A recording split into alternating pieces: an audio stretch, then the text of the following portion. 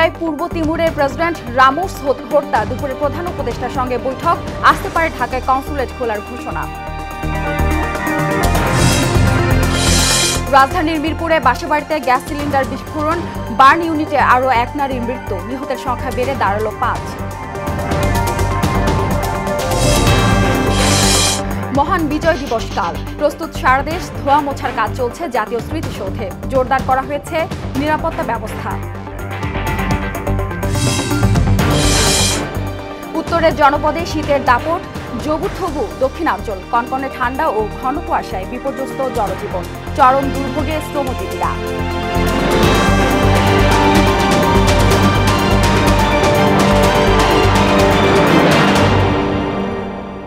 আসসালামু আলাইকুম, সবাইকে মোহনা সংবাদে স্বাগত। শুনছিলেন শিরোনাম, সঙ্গে আছি সুরাইয়া শুভ্রা। এবার বিস্তারিত। 4 দিনের সফরে ঢাকা এসেছেন পূর্ব তিমুরের প্রেসিডেন্ট জোসে রামোস হোর্তা। শনিবার রাত 10:30টার পর সিঙ্গাপুর এয়ারলাইন্সের একটি বিশেষ ফ্লাইটে ঢাকা এসে পৌঁছান তিনি। ঢাকার হজরত শাহজালাল আন্তর্জাতিক বিমানবন্দরে হোর্তাকে স্বাগত জানান প্রধান উপদেষ্টা ডক্টর মোহাম্মদ ইউনুস। তার সফরে অফিসিয়াল এবং কূটনৈতিক পাসপোর্টধারীদের ভিসা অব্যাহতি চুক্তি হওয়ার সম্ভাবনা রয়েছে। এছাড়া ঢাকায় পূর্ব তিমুরের আনারারি কনসুলেট খোলার বিষয়ে ঘোষণা আসতে পারে।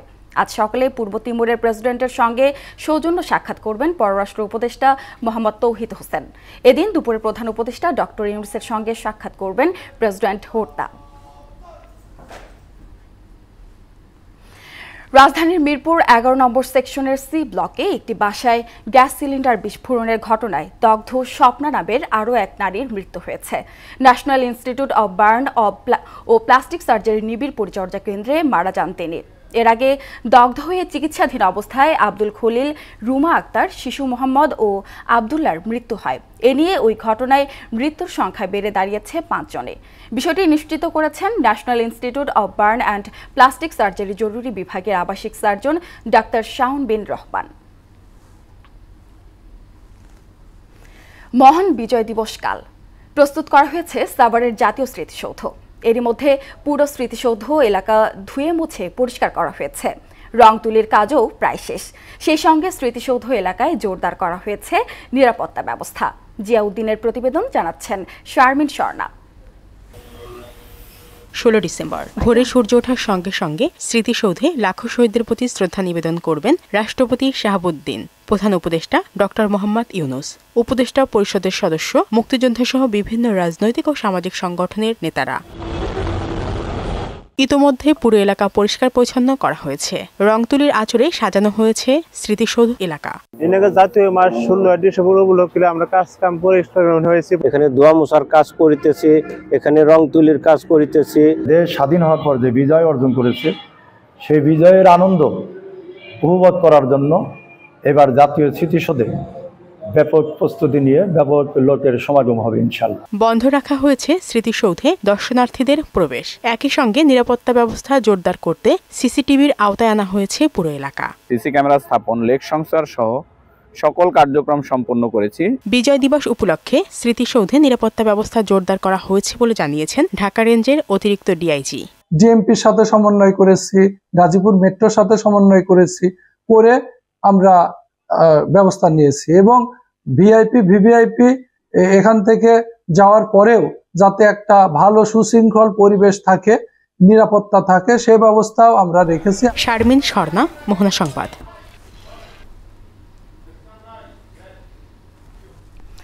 মহান বিজয় দিবস উপলক্ষে প্রস্তুত করা হয়েছে সাভারের জাতীয় স্মৃতিসৌধ। এ বিষয়ে জানাতে আমাদের সঙ্গে যুক্ত হচ্ছেন সহকর্মী জিয়াউদ্দিন। জিয়া, 16 ডিসেম্বর ঘিরে স্মৃতিসৌধের প্রস্তুতি সম্পর্কে আমাদের জানাবেন।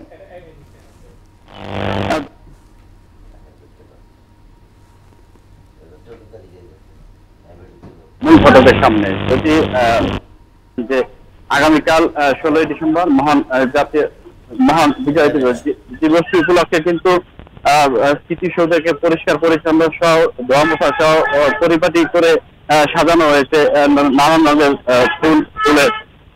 এবং এছাড়াও কিন্তু আমরা দেখতে পেয়েছি আমিনবাজার সহকারে, অর্থাৎ আমিনবাজার হতে স্মৃতিসৌধ পর্যন্ত মহাসড়কের দোনো পাশে যে সকল আইল্যান্ড রয়েছে সেগুলো কিন্তু রঙের তুলিতে ফুটিয়ে তোলা হয়েছে। এছাড়াও চিত্রদের ভিতরে কিন্তু রঙের তুলি সহকারে এবং বিভিন্ন ফুলের মাধ্যমে সাজানো হয়েছে। এছাড়াও আমরা দেখতে পেয়েছি বিভিন্ন জায়গায় ওয়াশ টাওয়ার নির্মাণ করা হয়েছে নিরাপত্তার স্বার্থে। আমরা কিন্তু কথা বলেছি স্মৃতিসৌধের যে অর্থাৎ গণপূর্ত বিভাগের উপপ্রকৌশলী মিজানুর রহমানের সাথে। তিনি আমাদেরকে যেমন জানিয়েছেন স্মৃতিসৌধ কিন্তু অর্থাৎ আগামীকাল প্রথম প্রহরে কিন্তু রাষ্ট্রপতি, প্রধান উপদেষ্টা সহ সকল উপদেষ্টাগণ সহ এবং সকলে কিন্তু বীর শহীদদের প্রতি শ্রদ্ধা জানাবে। এরপর পরে কিন্তু কূটনৈতিক বৃন্দ, রাজনৈতিক বৃন্দ সহ যে সাধারণ জনগণ রয়েছে তারা কিন্তু ফুল দিয়ে শ্রদ্ধা নিবেদন করবে স্মৃতিসৌধে। এছাড়াও কিন্তু আমরা কথা বলেছি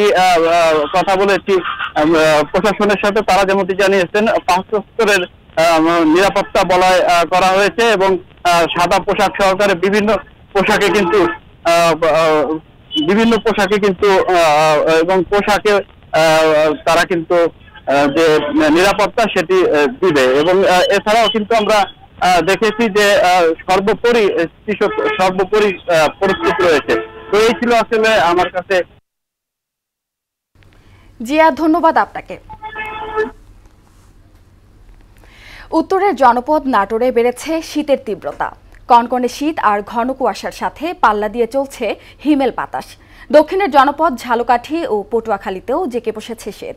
কুয়াশায় দিনের বেলাতেও মহাসড়কে হেডলাইট জ্বালিয়ে চলছে যানবাহন। এদিকে হাসপাতালে বেড়েছে ঠান্ডাজনিত রোগীর সংখ্যা। বিস্তারিত জানাচ্ছেন বুসরাত জাহান। দিন যত যাচ্ছে নাটোরে ততই বাড়ছে শীতের তীব্রতা। সকালে ঘন কুয়াশায় আচ্ছন্ন থাকে চারদিক, ফলে দিনের বেলাতে মহাসড়কে গাড়ির হেডলাইট জ্বালিয়ে চলাচল করছে যানবাহন। বিপাকে পড়েছে নিম্ন আয়ের মানুষ। প্রয়োজন ছাড়া কেউ ঘর থেকে বের হচ্ছে না। শীতার্ত মানুষের কাছে এখনো সরকারি কিংবা বেসরকারিভাবে কোনো শীত বস্ত্র বিতরণ করা হয়নি। প্রচন্ড শীত, কোনো রোদ উঠছে না এবং আমরা ঘরে থেকে বাইর হইতে পারতেছি না। গরিব মানুষ, আমাদের জীবন বাঁচানোর তাগিদেই আমাদের এই প্রচন্ড শীতের মধ্যেও রাস্তায় আসতে হচ্ছে। সরকার থেকে কিছু পাওয়া যাচ্ছে না, শীত বস্ত্রও পাওয়া যাচ্ছে না। ঠান্ডাজনিত নানা রোগ নিয়ে হাসপাতালে ভিড় বেড়েছে বয়স্ক ও শিশুদের। পরিস্থিতি মোকাবেলায় যথাসাধ্য প্রস্তুতির কথা জানান উপজেলার স্বাস্থ্য কর্মকর্তা। উপজেলা স্বাস্থ্য কমপ্লেক্সে ইনডোর আউটডোরে অনেক ঠান্ডাজনিত রোগী আসছে। আমরা শীতের রোগীদের সুষ্ঠু এবং ভালো চিকিৎসার জন্য প্রস্তুত আছি। কনকনে ঠান্ডায় বয়ে চলা হিমেল হাওয়ায় বিপর্যস্ত হয়ে পড়েছে ঝালকাঠির জনজীবন। রাত হলেই বৃষ্টির মতো ঝরছে কুয়াশা। কেউ কেউ কনকনে ঠান্ডা উপেক্ষা করে ছুটছেন কর্ম ও রুটি রুজির তাগিদে। তবে আয় কমেছে খেটে খাওয়া মানুষের। আগে মনে করেন 1000-1200 ইনকাম করতাম, আর এখন 400-500 ইনকাম করতে হলে রাত 8টা বাজে যায়। ট্রলার নিয়ে নামতে হয় পেটের দায়। পটুয়াখালীতে ঘন কুয়াশার সঙ্গে বইছে উত্তরের হিম বাতাস। ঘন কুয়াশায় বেলা বাড়লেও দেখা মিলছে না সূর্যের। এতে চরম বিপাকে পড়েছেন গভীর সাগরে মাছ শিকারী জেলেরা। খড়কুটো জ্বালিয়ে শীত নিবারণের চেষ্টা চালাচ্ছেন হতদরিদ্ররা। শীতপ্রবণ সব জেলার হাসপাতালে জ্বর, সর্দি, কাশি নিয়ে প্রতিদিন চিকিৎসা নিচ্ছে শত শত রোগী। বিশেষ করে এই শীতে যুবথুবু অবস্থা শিশু ও বয়স্কদের। বুসরাত জাহান, মোহনা সংবাদ। লালমনিরহাটের শীত পরিস্থিতিতে জানাতে সরাসরি যুক্ত হচ্ছেন সহকর্মী সুমন খান। সুমন, লালমনিরহাটের আজকের শীত পরিস্থিতি আমাদের জানাবেন।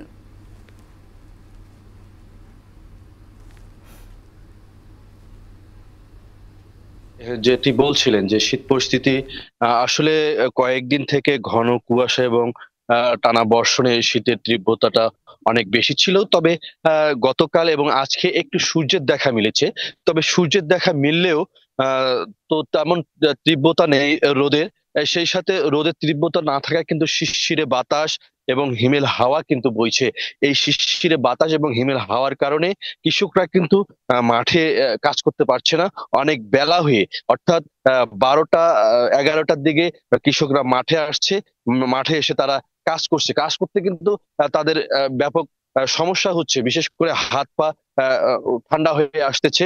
আমরা কৃষকদের সঙ্গে কথা বলেছি, কৃষকরা বলছে যে আসলে সকাল সকাল মাঠে আসার কোনো সুযোগ নেই, হাত পা একদম ঠান্ডা হয়ে আসতেছে। এবং বিশেষ করে দিনমজুর যারা খেটে খাওয়া তারা কিন্তু নিদারুণ কষ্টে রয়েছে। যেটি বলবো যে এই শীতের কারণে তারা কিন্তু সকাল সকাল কাজে যেতে পারে না, এবং সকাল সকাল কাজে না যাওয়ার কারণে তারা কিন্তু মানুষ তাদেরকে কাজেও নিতে চাচ্ছে না, কারণ দিন ছোট হওয়ার কারণে খুব দ্রুত দিন চলে যায়, এই জন্য মানুষ কাজেও নেয়। তারা কিন্তু দিনাতিপাত করছে অনেকটা। তা আরেকটি বিষয় যদি আমি বলি যে আজকে আবহাওয়া তথ্য অনুযায়ী লালমনিরহাটে কিন্তু 12.2 ডিগ্রি সেলসিয়াসে তাপমাত্রা রয়েছে।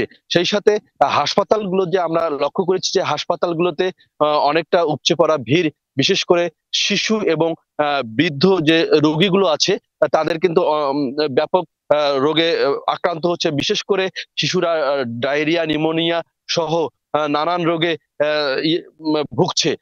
আরেকটি বিষয় যদি বলি যে ডাক্তাররা যে পরামর্শ দিয়েছে, সে পরামর্শ যেটি হচ্ছে যে শিশু এবং বৃদ্ধদের যে বিশেষ কোনো কাজ ছাড়া যেন ঘর থেকে বের না হয়, সেটিও কিন্তু পরামর্শ দিয়েছে ডাক্তাররা। তো সব মিলিয়ে কিন্তু লালমনিরহাটের পরিস্থিতি মোটামুটি স্বাভাবিক না হলেও কিন্তু জনজীবন বিপর্যস্ত রয়েছে। এদিকে জেলা প্রশাসনের সঙ্গে কথা বলেছি যে শীত বস্ত্র বিতরণের বিষয়টি আমাকে যেটি জানিয়েছে যে 5 উপজেলায় লালমনিরহাটের শীত বস্ত্র বিতরণের দুস্থ পরিবারগুলো যে আছে তাদের তালিকা করে তাদের শীত বস্ত্র বিতরণের চেষ্টা চালিয়েছে, এবং পাশাপাশি জেলা প্রশাসক অনুরোধ জানিয়েছে যে সরকারি পাশাপাশি বেসরকারি এবং বিত্তবানদের এগিয়ে আসার জন্য আহ্বান জানিয়েছে শীত বস্ত্র বিতরণে। তো এই ছিল আমার কাছে লালমনিরহাট থেকে শীতের সর্বশেষ খবরাখবর। জি সুমন, আপনাকে ধন্যবাদ। চলতি বছর ডেঙ্গুতে মৃতের সংখ্যা বেড়ে দাঁড়ালো 548 জনে। এ রোগে আক্রান্ত হয়ে গেল 24 ঘন্টায় 3 জনের মৃত্যু হয়েছে। এ সময় হাসপাতালে ভর্তি হয়েছেন 316 জন। শনিবার স্বাস্থ্য অধিদপ্তরের ডেঙ্গু বিষয়ক নিয়মিত প্রতিবেদনে এ তথ্য জানানো হয়েছে। গত একদিনে ঢাকা উত্তর সিটি কর্পোরেশনে সবচেয়ে বেশি 95 জন ডেঙ্গু রোগী ভর্তি হয়েছে।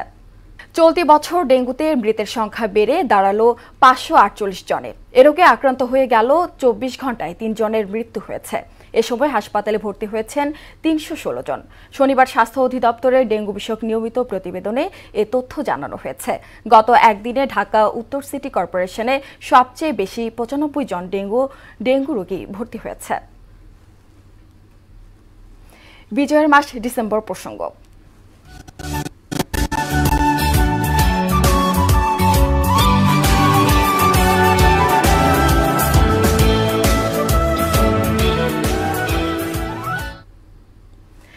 পাকিস্তানি সেনাদের পরাস্ত করে একের পর এক জনপদ নিজেদের দখলে নিতে থাকে মিত্রবাহিনী।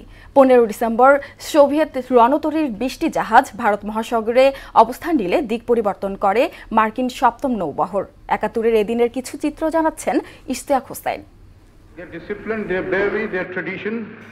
মুক্তিযুদ্ধের এদিন জাতিসংঘ নিরাপত্তা পরিষদে পাকিস্তানি বাহিনীকে 72 ঘণ্টার মধ্যে আত্মসমর্পণের প্রস্তাব দেয় পোল্যান্ড। জবাবে পাকিস্তানি প্রতিনিধি দলের নেতা জুলফিকার আলী ভুট্টো ক্ষুব্ধ প্রতিক্রিয়া দেখান। এক পর্যায়ে প্রস্তাবের কাগজ ছিঁড়তে ছিঁড়তে বলেন পাকিস্তান যুদ্ধ চালিয়ে যাবে। পরে তিনি প্রতিনিধি দলের সদস্যদের নিয়ে নিরাপত্তা পরিষদ থেকে ওয়াকআউট করেন।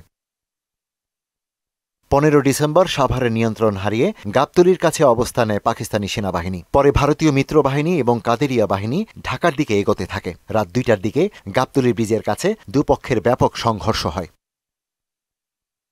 এদিন সন্ধ্যায় চট্টগ্রামের কয়েকটি স্থান দখলে নেয় মুক্তিবাহিনী। রংপুর শহর ঘিরে ফেলে মুক্তিযোদ্ধারা। ফরিদপুরে মুক্তিযোদ্ধাদের সাঁড়াশি আক্রমণে মেজর জেনারেল সহ একদল পাকিস্তানি সেনা আত্মসমর্পণ করে। বগুড়ায় পাকিস্তানের একটি ডিভিশন ও ব্রিগেড হেডকোয়ার্টারের পতন হয়। আত্মসমর্পণ করে 17 শতাধিক পাকিস্তানি সেনা। 15 ডিসেম্বর ভারতীয় নৌবাহিনীর সহযোগিতায় সোভিয়েত রণতরীর 20টি জাহাজ ভারত মহাসাগরে অবস্থান নেয়। এই খবরে মার্কিন 7ম নৌবহর দিক পরিবর্তন করে নিজ ভূখণ্ডে ফিরে যেতে থাকে। ইশতিয়াক হোসেন, মোহনা সংবাদ। মুন্সিগঞ্জে শুরু হয়েছে আলু রোপণের মৌসুম। বিস্তীর্ণ জমিতে কৃষক ব্যস্ত বীজ আলু রোপণে। তবে উন্নত বীজের জন্য চ্যালেঞ্জে পড়তে হচ্ছে কৃষকদের। শুরুতে 12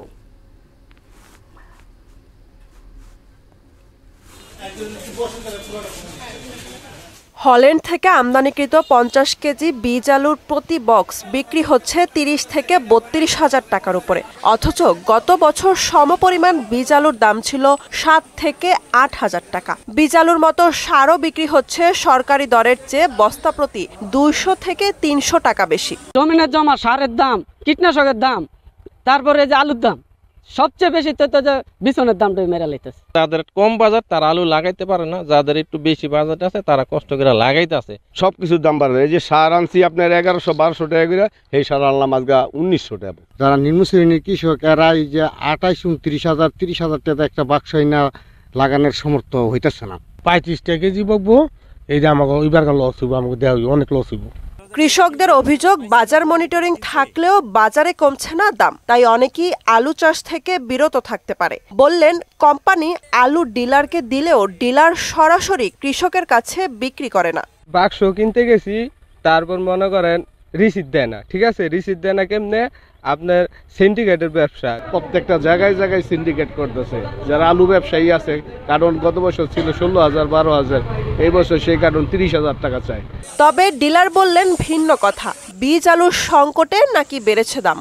আর এই বছর বীজে হল্যান্ডের বীজও কমাচ্ছে, এই জন্য আলু একটু সংকট দেখা দিচ্ছে। সব জেনে এই কর্মকর্তা বললেন, নির্ধারিত দামের চেয়ে যাতে কেউ বেশি বিক্রি করতে না পারে, তাই বস্তার গায়ে দাম লিখে দেওয়া বাধ্যতামূলক করা হবে। বস্তা বা কার্টুনের গায়ে সর্বোচ্চ বিক্রয় মূল্য লিখে দিতে হবে এবং দোকানে বিক্রয় তালিকা ঝুলিয়ে রাখতে হবে। এবার জেলায় 34,655 হেক্টর জমিতে আলু রোপণের লক্ষ্যমাত্রা নির্ধারণ করেছে কৃষি বিভাগ। বুশরাত জাহান, মোহনা সংবাদ। দেশের বাইরের খবর। অভিশংসিত হওয়ার কয়েক ঘন্টা পর আনুষ্ঠানিকভাবে বরখাস্ত হলেন দক্ষিণ কোরিয়ার প্রেসিডেন্ট ইয়ন সুক ইয়োল। শনিবার স্থানীয় সময় সন্ধ্যায় এ তথ্য নিশ্চিত করে দেশটির প্রেসিডেন্টের কার্যালয়।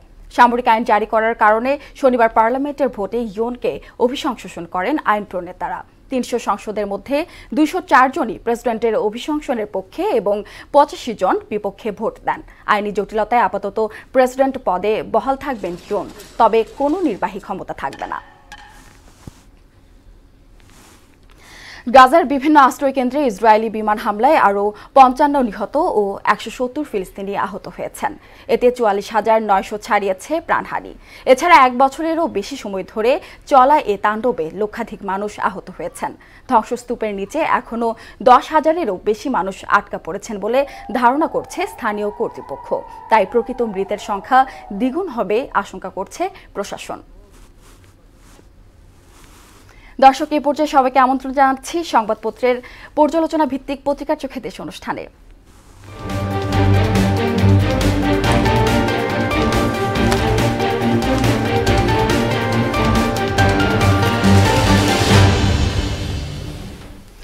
দর্শক, অনুষ্ঠানের আজকের অতিথি মোহনা টেলিভিশনের ইন্টারন্যাশনাল ডেস্কের ইনচার্জ ইশতিয়াক হোসেন। ইশতিয়াক, আপনাকে স্টুডিওতে আসার জন্য স্বাগত এবং আমরা আলোচনা আসবো, তার আগে শিরোনামগুলো জেনে নেব। Thank you. শুরুতেই জেনে নেব প্রথম আলো। প্রথম আলো শিরোনাম করেছে, গুমের নির্দেশদাতা হাসিনা, প্রমাণ পেয়েছে কমিশন। পাকিস্তানি বাহিনীকে আত্মসমর্পণের নির্দেশ। সারা দেশে সংগঠন গোছাচ্ছে জাতীয় নাগরিক কমিটি। কয়েক হাজার রোহিঙ্গা বাংলাদেশ সীমান্তে অনুপ্রবেশের অপেক্ষায়। দৈনিক ইত্তেফাক। গুমের নির্দেশদাতা শেখ হাসিনা, র্যাব বিলুপ্তির সুপারিশ। সবাই মিলে গণতান্ত্রিক দেশ গড়ে তুলবে, তারেক রহমান। শোক শ্রদ্ধায় শ্রেষ্ঠ সন্তানদের স্মরণ। বুদ্ধিজীবী স্মৃতিসৌধে রাষ্ট্রপতি প্রধান উপদেষ্টার শ্রদ্ধা। সমকাল। 32 বিচারপতির সরকারি বাসায় অবিচার। শহীদ বুদ্ধিজীবীদের স্বপ্ন বাস্তবায়নের অঙ্গীকার। গুমের নির্দেশদাতা হাসিনা, র্যাব বিলুপ্তির সুপারিশ। 7 বছর পর দলীয় কর্মসূচিতে যাচ্ছেন খালেদা জিয়া। বাংলাদেশ প্রতিদিন। শ্রদ্ধা ভরে স্মরণ সূর্য সন্তানদের। 16 বছরের সব নাগরিক অধিকার কেড়ে নেওয়া হয়, তারেক রহমান। গুমের নির্দেশদাতা হাসিনা, দেশ গড়ার দ্বিতীয় সুযোগ যেন নষ্ট না হয়, আসিফ নজরুল। যুগান্তর। গুমের নির্দেশদাতা শেখ হাসিনা, তদন্ত কমিশনের অন্তর্বর্তী প্রতিবেদন পেশ। সাল্লায় পিআইসি কার্যক্রম স্থগিত করলেন ডিসি, টাকা লেনদেনের অভিযোগ। নতুন দেশ গড়ার প্রত্যয়ে স্মরণ শ্রেষ্ঠ সন্তানদের, শহীদ বুদ্ধিজীবী দিবস পালিত। বণিক বার্তা। আন্তর্জাতিক ব্যাংক হয়ে ওঠার সম্ভাবনা রাজনৈতিক হস্তক্ষেপে পতিত, আইএফআইসি। 15 ডিসেম্বরে পাকিস্তানিরা ব্যস্ত ছিল সম্মানজনক আত্মসমর্পণের পথ খোঁজায়। The Daily Star. Hasina herself was involved, says Commission's preliminary report to CA. ACC, NBR, CID teams to probe 10 corporate giants. শিরোনামগুলো আমরা দেখে নিলাম। প্রথমেই আমরা জেনে দিব যে কয়েকদিন থেকে বেশ উত্তপ্ত পরিস্থিতি চলছে দক্ষিণ কোরিয়ায়। প্রেসিডেন্টকে নিয়ে এই বিষয়ে একটু আপনার মতামত জানতে চাইব। জি, বেশ কয়েকদিন ধরেই আপনার সাউথ কোরিয়াতে একটা উত্তপ্ত পরিস্থিতি বিরাজ করছে, কারণ কদিন আগেই সেই দেশটির যে প্রেসিডেন্ট আছে ইয়ন সুক ইয়োল, উনি সামরিক শাসন জারি করে দিয়েছিল হঠাৎ করে, যেটার রিজন উনি বলতে চাইছেন যে উত্তপ্ত পরিস্থিতি, বিরোধীদের দমন, এই কারণে উনি সামরিক আইনটা জারি করেছেন। যদিও এটা একটি ক্রিটিক্যাল ব্যাপার, একটা প্রেসিডেন্ট হঠাৎ করেই সামরিক শাসন জারি করে, ইটস ভেরি ক্রিটিক্যাল। হঠাৎ করে উনি জারি করতে পারেন না, there should be some reasons behind it. ওই রিজনসগুলো উনি অ্যাকচুয়ালি ইলাবোরেট করতে পারেনি। উনি যেটা বলছে যে বিরোধীদের দমন অথবা পরিস্থিতি স্থিতিশীল করার জন্য, তেমন কোনো খারাপ পরিস্থিতি দেশটিতে চলছিল না। তো পরবর্তীতে যেটা হলো যে আইন প্রণেতারা যারা আছে তারা ভোটাভুটি প্রথম দফা ইমপিচ করলো প্রেসিডেন্ট ইয়ন সুক ইয়োলকে, এবং ইমপিচমেন্টে প্রথম দফায় প্রেসিডেন্ট কিন্তু অ্যাকচুয়ালি পার পেয়ে যায়। পরবর্তীতে আইন প্রণেতারা যারা করলো যে অ্যাকচুয়ালি প্রেসিডেন্টকে দ্বিতীয় দফায় ভোটাভুটি করে, অর্থাৎ ইমপিচ করে। সেখানে 300 পার্লামেন্ট সদস্য যারা আছে তাদের মধ্যে 204 জনই প্রেসিডেন্ট ইয়ন সুক ইয়োলের বিরুদ্ধে ভোটাভুটি হয় এবং তার বিরুদ্ধে ভোট পড়ে। পরবর্তীতে উনি অভিশংসিত হন এবং তার কয়েক ঘন্টার পরেই অ্যাকচুয়ালি ওনাকে বরখাস্ত করা হয়েছে। তারপরেও একটা ঝামেলা কিন্তু এখনও রয়ে গেছে। দেশটি যেহেতু উনি সামরিক শাসন জারি করেছিল এবং কোনো মতো আর্মি ইনভলভ হয়ে গিয়েছে, তার এই বিচার প্রক্রিয়াটা এখন অ্যাকচুয়ালি সামরিক আদালতে গিয়েছে। 180 দিনের একটা টাইম লিমিট আছে। সেই দিনের মধ্যে তার বিচার বা পরবর্তী সে কি প্রসেসে এগোবে সেটা নির্ধারণ করবে ওই সময়ের মধ্যে সামরিক আদালতের মাধ্যমে। বাট এখন প্রশ্ন হচ্ছে যে এখন তাহলে প্রেসিডেন্টের ক্ষমতায় কে আছেন? কাগজ কলমে আমরা যেটা জানি, আমরা বিভিন্ন আন্তর্জাতিক গণমাধ্যমে জানতে পেরেছি যে কাগজ কলমে উনি প্রেসিডেন্ট আছে, বাট নির্বাহী ক্ষমতা যেটা একটা প্রেসিডেন্টের যে পাওয়ার, যে ক্ষমতা থাকে কোনো ডিসিশনস নেওয়ার জন্য, সেটা তার নেই। সেই সময়টুকু এখন প্রশ্ন করতেই পারেন যে তাহলে ওখানকার যদি কোনো ডিসিশনস আছে কে নেবে? অন্তর্বর্তী প্রধান হিসেবে এখন আছে প্রধানমন্ত্রী হান ডাকসু। সো পরবর্তী কোনো ডিসিশন যদি নিতে হয় ওনার তরফ থেকে প্রধানমন্ত্রী হান ডাকসু ডিসিশনগুলো নেবেন। আসলে আমরা তো জানি যে কিছুদিন আগে উনি দেশটিতে সামরিক শাসন জারি করেছিলেন এবং কয়েক ঘন্টার মধ্যে আবার তিনি সেটা প্রত্যাহার করলেন। জি, এবং ঘটনাটা আসলে কি? আমি সেটাই আমি এলাবোরেট করেছি যে অ্যাকচুয়ালি এটার সামরিক শাসন ঘটার পিছে একটা কারণ লাগে। উনি যেটা ব্যাখ্যা করছে যে আপনার বিরোধীদের দমন এবং পরিস্থিতি স্থিতিশীল করার জন্য, এমন কোনো পরিস্থিতি হয়নি যে উনি স্থিতিশীল করবে, যে কারণে সামরিক শাসন। এবং আমরা দেখতে পেরেছি যে সামরিক শাসন ঘটনার কয়েক ঘন্টার মধ্যেই এটা প্রত্যাহার করে ফেললো। So it was all kind of a joke আমার কাছে মনে হয়েছে। একটা প্রেসিডেন্ট, একটা সাউথ কোরিয়ার মতো একটা দেশের প্রেসিডেন্ট হঠাৎ করেই এরকম সামরিক শাসন, তার কয়েক ঘন্টা পর আবার সেটা প্রত্যাহার করে নেয়। জনগণ অ্যাকচুয়ালি ওই দেশের জনগণ এটাকে স্বাভাবিকভাবে নেয়নি এবং পরবর্তীতে তার জনগণের সমর্থন অ্যাকচুয়ালি প্রেসিডেন্ট অনেকটুকু হারিয়ে ফেলেছে তখনই যখন উনি সামরিক শাসনটা জারি করেছে। তারপর আমরা দেখছি যে বাংলাদেশে 4 দিনের সফরে এসেছেন জোসে হোর্তা। উনি আসলে এই বিষয়টা যে ঢাকা সফরে আসলেন, বিষয়টাকে আপনি কিভাবে দেখছেন? Actually it's very critical. তারপরও বাংলাদেশ সফরে এসেছেন উনি, নিশ্চয়ই কোনো কারণ তো অবশ্যই আছে। আমি সেটা চিন্তা করব বাংলাদেশের পক্ষেই বলি আমি। It's better to think positive than to think negative. এখন বাংলাদেশের যে পরিস্থিতি আছে, আমাদের যে নেবার কান্ট্রিগুলো আছে, আমাদের সহযোগিতা প্রয়োজন এবং আমরাও সহযোগিতা করার জন্য প্রস্তুত আছি। সো তারা যে এসেছেন, আমি এটা পজিটিভ মাইন্ডেই নিচ্ছি এবং hopefully it will work for Bangladesh, because আমরা একটি পলিটিক্যাল টার্মোইলের মধ্যে আছি এবং অতি দ্রুত আমাদের এইটা থেকে উতরিয়ে আসতে হবে। জি, ইশতিয়াক, আপনাকে স্টুডিওতে সময় দেওয়ার জন্য ধন্যবাদ। আপনাকেও ধন্যবাদ। শেষ করব মোহনা সংবাদ, যাবার আগে শিরোনামগুলো আরও একবার।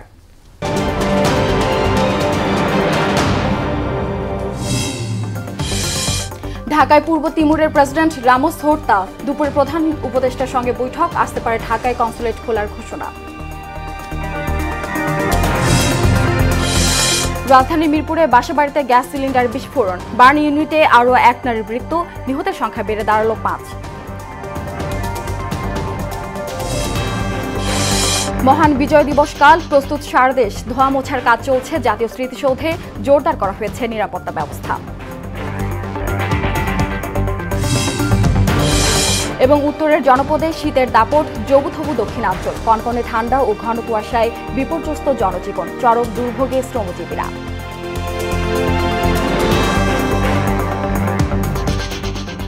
এ ছিল মোহনা সংবাদে। পরবর্তী সংবাদ দুপুর 1টায়। এর আগে সংবাদ এক নজরে দেখবেন দুপুর 12টায়। মোহনার সবশেষ খবর জানতে ভিজিট করুন www.mohana.tv। সংবাদ দেখতে পারেন ফেসবুকে, ইউটিউবে। এতক্ষণ সঙ্গে থাকার জন্য ধন্যবাদ সবাইকে।